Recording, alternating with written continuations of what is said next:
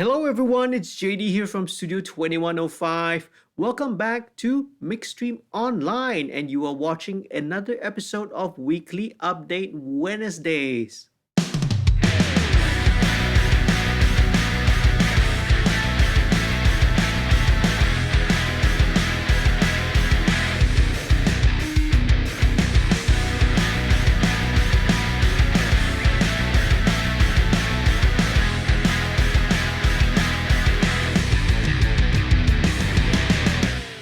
A warm welcome to all the new viewers and a big thank you and a shout out to all the patrons who help to support the channel financially. Do take a moment to click on the subscribe button down there, right?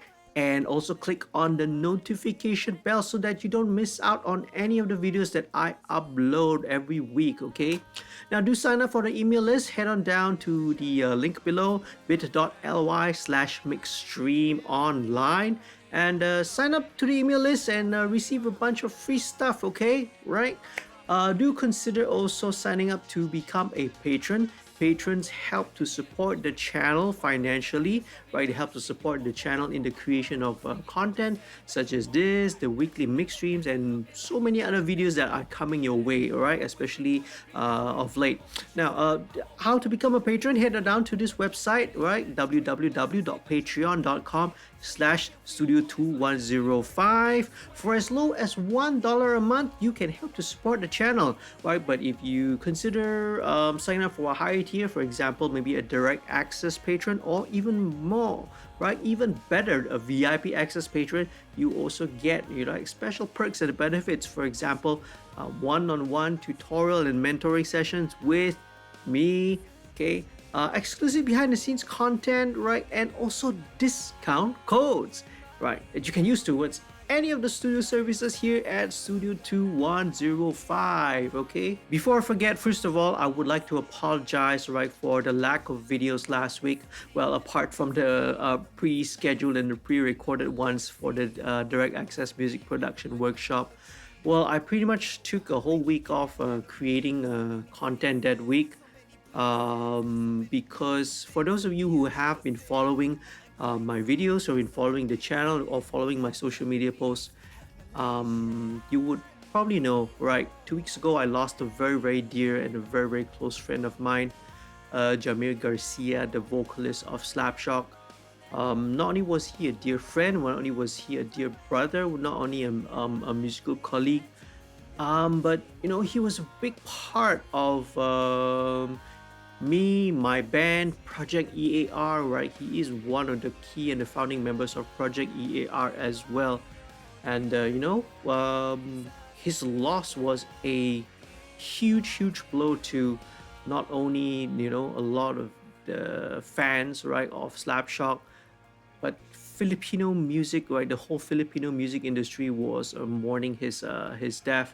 And also, us here in Malaysia and all around Southeast Asia and the world, I would say, okay, right, all his friends and all his fans that were there.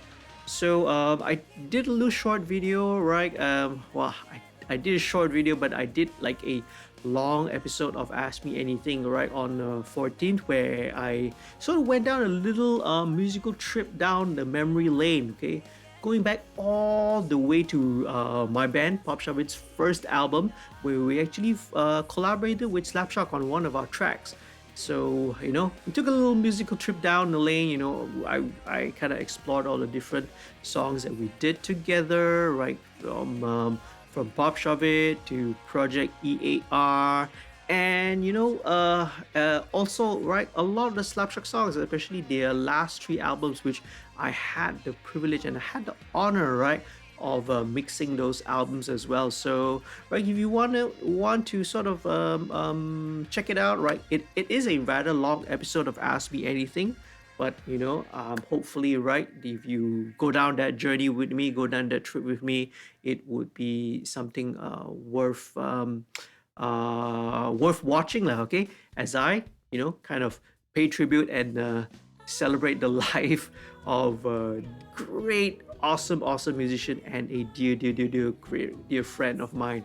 Okay, so check out the video, is gonna be up here. Do click on it, and it will take you to that video, okay?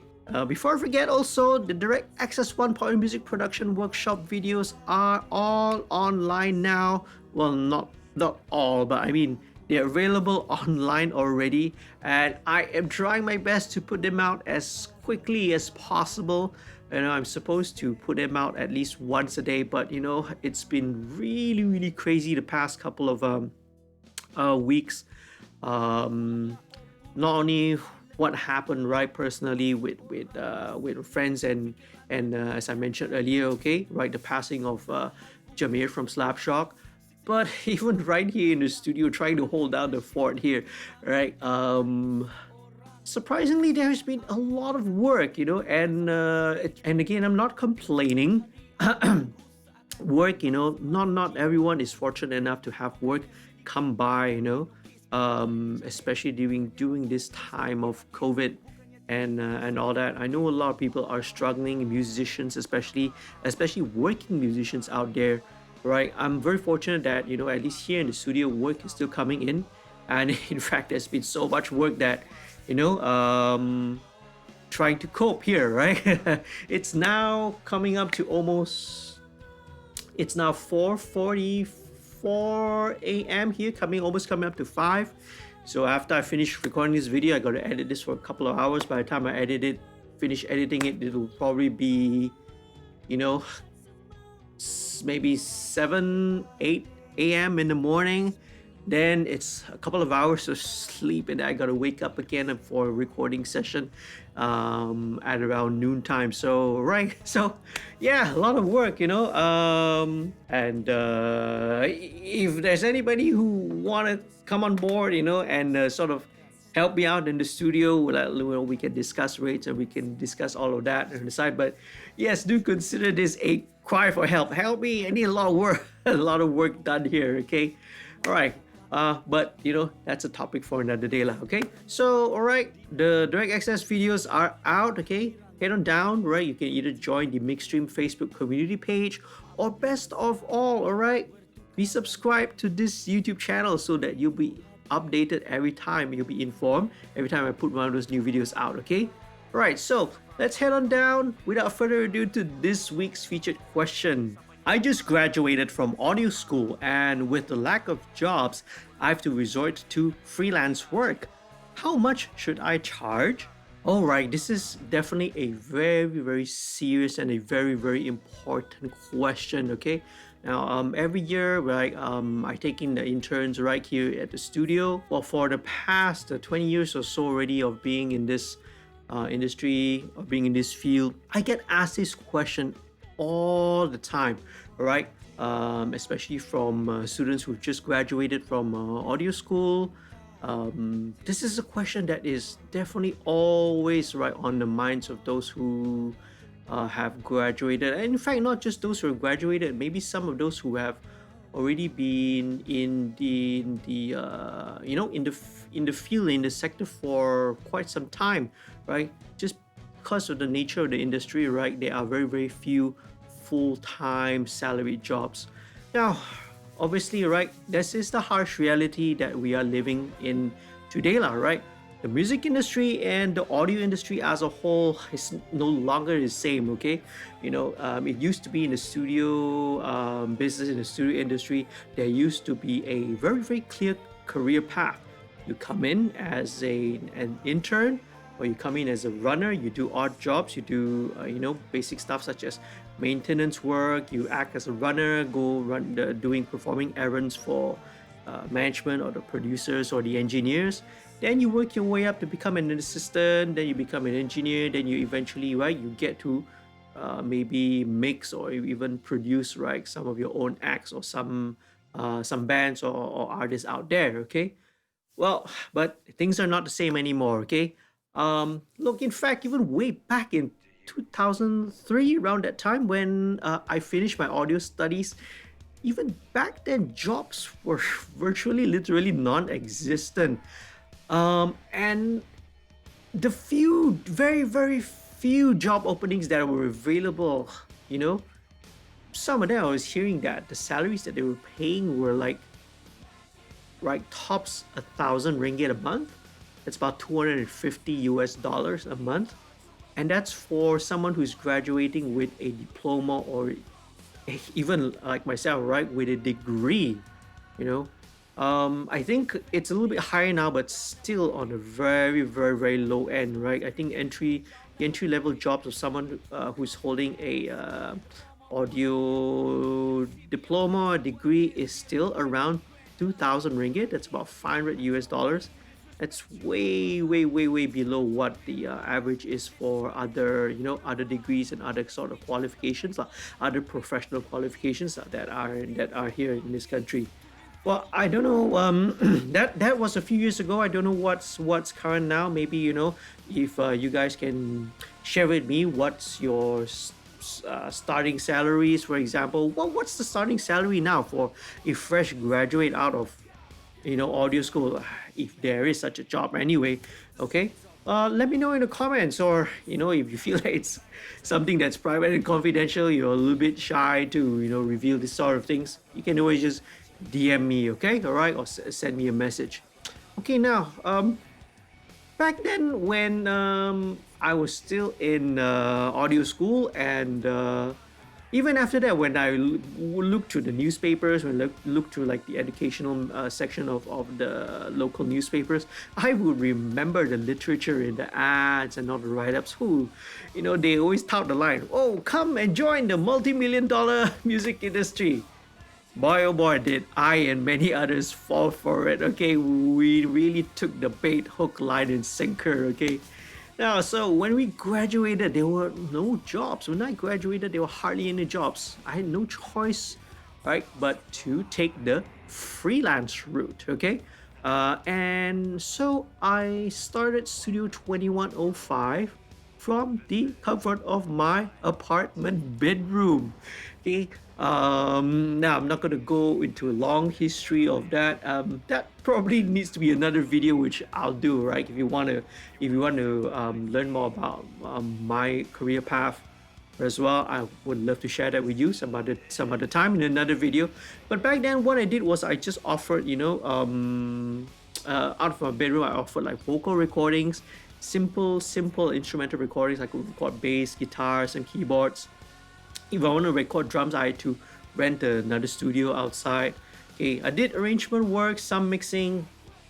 So for that was a couple of years, and then eventually I worked my way right in as a freelancer at Synchro Sound Studios. Right, I was very, very lucky. I was very fortunate, right, to be given the opportunity to take my freelance work there and come on board as a freelancer.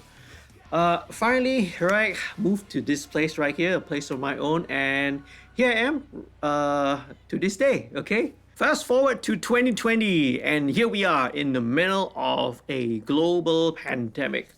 Well, the situation has not gotten any better. Many of the big studios all around the world have closed. That is unfortunately the nature of development in urban areas. Okay, right. And but on the other hand, the home studio market, that has really, really bloomed. Okay. What happens is that it ends up that many audio students who graduate from college or university end up with non-related fields, and even if you're lucky, they may find a job in the music retail. And surprisingly, music retail actually saw a boom during this pandemic. People were buying microphones, were buying audio interfaces, because a lot of musicians, a lot of people were starting to record from home, you see, instead of, especially when they're under lockdown at home and people had to do live streaming and streaming work. If the only positive thing, right, we did see was that, music retail, right, did experience a little bit of a windfall, right, due to COVID-19. Now, but if you're like me, right, I could never imagine myself working behind a desk or doing a 9 to 5 job, right, or doing retail or something like that. There's no way I could, right, possibly be doing anything like that. Then, okay, the rest of this video is for you. Okay, but if you are determined, if you're like, "Oh, okay, I don't want to do music already, right, I don't want to work in audio, I want to go somewhere, I want to find a more steady and a more stable job of income," right? Click away, okay? Go and find another video to watch on YouTube. But if you are like me, music is your life, right? You can't survive without doing music, without doing audio, right? Please do watch on, okay? Now, quick disclaimer, right? I'm not a qualified career guidance coach in any way, okay, right? Nor will this answer that I'm giving you, it's not necessarily going to be applicable to, other fields of work, maybe other sectors of the industry, right? What I know, okay, only just works for me, right? As someone who is a producer, mixer, and audio engineer, and I only know and I can only share what was taught to me by my mentors, by the ones that come before me. Now, if you want proper career guidance, right, look for a career guidance counselor, look for someone who's a professional, okay? And if you have the time, right, I do suggest taking a look at a video which I did, right, early on. It was one of the previous episodes of a weekly update Wednesdays, right, where I posted and I answered the question of whether or not should you pursue a career as an audio engineer, right, in 2020. Okay, the video should be floating up here somewhere. The link to that video will also be down in the description below, so do check it out. Okay, I suggest that you check it out after you watch this video. All right, so when I was a young budding audio engineer, right, my mentor, right, his name is Greg Henderson, who was also the producer for my band's first two albums. This was the exact same question that I asked. I've just graduated, and there's no full-time jobs for me. There's no salary jobs, and going into the freelance market, getting out there, promoting myself as a freelance audio engineer. I'm trying to get work. How should I charge? What should I set my rates? What's a reasonable rate that I should set? That I was afraid if it's too low, or if it's too low that I will be underselling or undercutting people, or if it's too high and I'll be pricing myself out of the market, seeing that I was new and inexperienced. Well, so right, he shared his method, he shared his formula, and so I'm going to share that with you today. Okay, now remember, again, disclaimer, this merely serves as a guide. Okay, it may not work for you, or if you are in a different sector of work. Okay, so the key to this whole thing is the two magic words: hourly rate. What is your hourly rate? And how do you determine it? So pay attention. Right, let's start by calculating your living expenses, right? So just before doing this, I did a little Google search, right? The results kind of showed that the average monthly living cost per person in Kuala Lumpur, in KL, again, I'm not entirely sure how accurate this figure is, okay? Right, but the average monthly living cost per person in KL was about 2,068 ringgit without rent. Okay, this is without rent, right? Assuming, right, here is assuming that you live with your parents or relatives lah. Okay, right? Right, considering that you are a fresh graduate, you see. Okay, so that's why I'm making that assumption.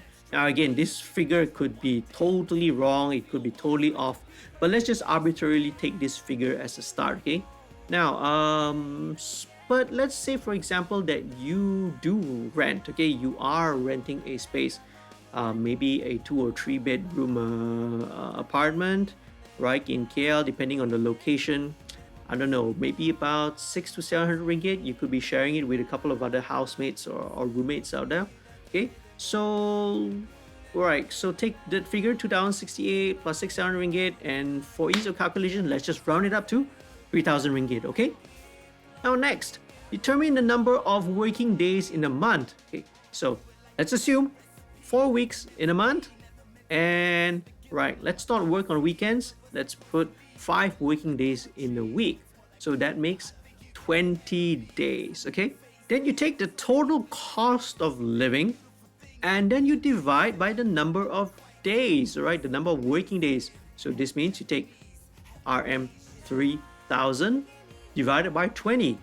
That gives you right? 150 ringgit per day. Now, okay, take that figure, 150 ringgit, add to that about 20 to 30%, okay? There's some people who say you should add about 50% now, okay? Right, the reason why you want to sort of mark up, or you want to add that figure, right, that little bit of headroom, so to speak, is to take into account that you are working as a freelancer, right? You lack things such as employee benefits. You don't get bonuses, you don't get increments, right? You don't have EPF, you don't have social security, no medical insurance, etc. So for our example, let's add around 35%, okay? So that's approximately 50 ringgit, okay? So 150 ringgit plus 50 ringgit, right, makes a nice round figure of 200 ringgit, okay? So that will be your daily take-home amount. So let's say an average workday is 8 hours long, okay? Right, so 200 ringgit divided by 8 will give you a rate of 25 ringgit an hour, but not so fast. Not so fast, okay? Now, if you are new, especially if you're a fresh graduate, I can guarantee you there's absolutely no way that you can fill your schedule every day with 8 hours of work, okay? Especially, right, 5 days a week, 4 weeks a month, okay? It's virtually gonna be impossible, lah, right? Take into account, this is an industry which is as uncertain as the music industry. It's very, very unstable. Jobs not necessarily come in every day. So projects sometimes may last a certain number of times. You may go on many, many days with no work at all, right? So, of course, when you take into mind, you would want to set your hourly rate higher, okay? Right? Do your market research, okay? Find out how much other freelancers are charging, how much other engineers are charging, or find out what the market rates are, and right, determine it accordingly, okay? So if you're a fresh graduate with little experience, you may want to set it on the maybe the lower end of the spectrum, but not too low that you like lose money lah, okay, in the process, okay? Right, you don't want to be you don't want it to cost more than how much money that you are make. So for easy calculation, let's just set that hourly rate, your hourly rate, at ringgit Malaysia 50 an hour, 50 ringgit an hour. Now, most of the questions I get, okay, tend to go along the lines of how much should I charge to arrange, or how much should I charge to mix one song.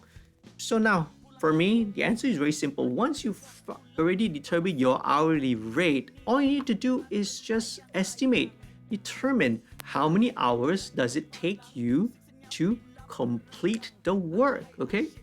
How many hours does it take for you to finish the job that you're doing, be it arrangement or mixing, right? Take the number of hours, multiply it with your hourly rate. Simple. So let's say it takes 5 hours to mix a song. Then you charge 250 ringgit per mix. Easy, right? So if it's a composition, if it's an arrangement job, okay, you estimate the time you need, and then you determine your fee. That's the fee that you would charge, okay? Right. So with a little bit more experience, right? A little bit more when you establish your workflow gets streamlined. You'll be able to more accurately estimate the number of hours needed, okay? Now, for example, I know that myself, I take around 5 hours to mix a song, all right? Right? And I also know that if I'm working with a band, if I'm recording a band, a typical 3 to 4 piece band, drums, bass, guitar, vocals, kind of a band, will take on an average of between 10 to 12 hours to record, you see? So I take that time into account, plus my mixing fee, and then I charge them, a whole package fee to do one song. Because I know roughly that's how much time, right, studio time I'll need, and how much time I need to do, right, the mixing. So if I were to produce, right, I factor in all of that stuff, the recording time, the mixing time, mastering fees if there are, for example, time that I need to spend in pre-production, right, any kind of rehearsal time that I need to spend with the artist or the band, arrangement work, and maybe top it up, right, with a small percentage for a producer's fee. Right, so in the end, right, set a rate that's fair and reasonable. Okay, now even if you are new, even if you are a fresh graduate, and yes, I know, right, you're desperate to find work, please remember, do not undercut the market, right? Don't go around charging like 50 ringgit to mix a whole song, okay? Because you're just basically gonna kill the whole market that way, okay?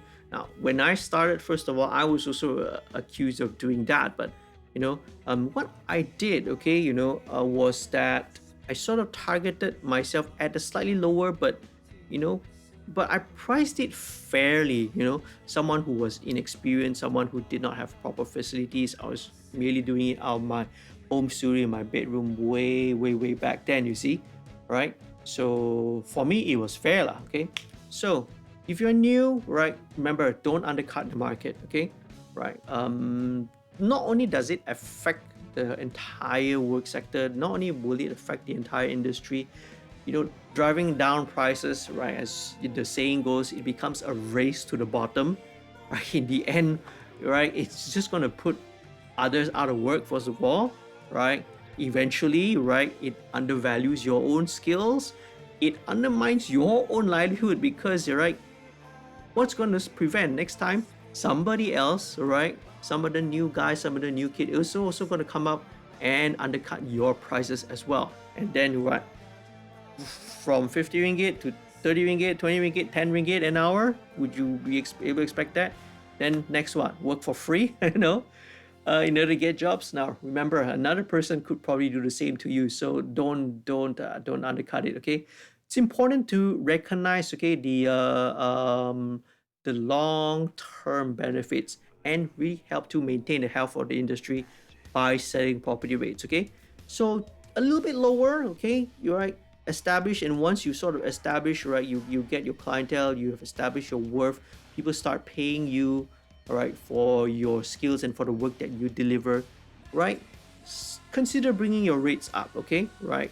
And by all means, if people really appreciate and know your value, and if you have been delivering a great job and great work, you know clients and customers are, most of the time, from my own experience, more than willing and more than happy to sort of accommodate your new rates, okay, right?